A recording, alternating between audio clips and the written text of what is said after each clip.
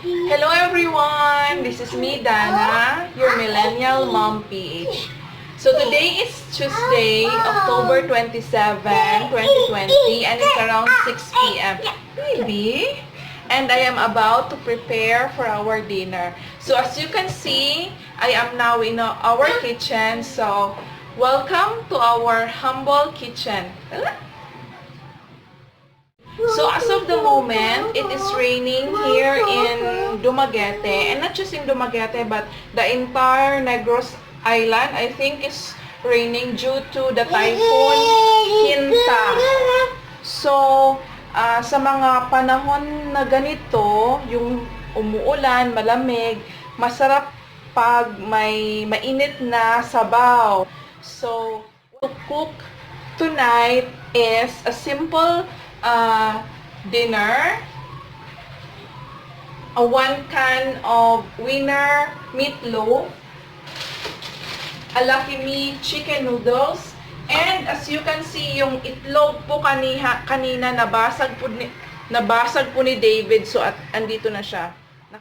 Okay, so tara na magluto.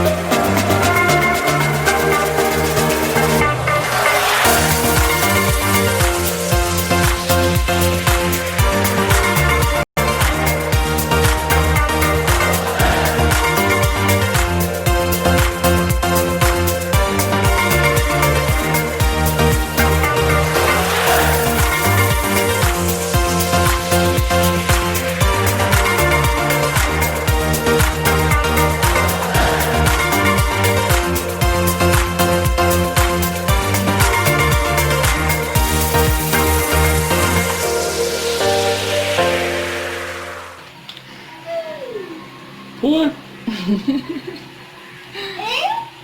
Mm.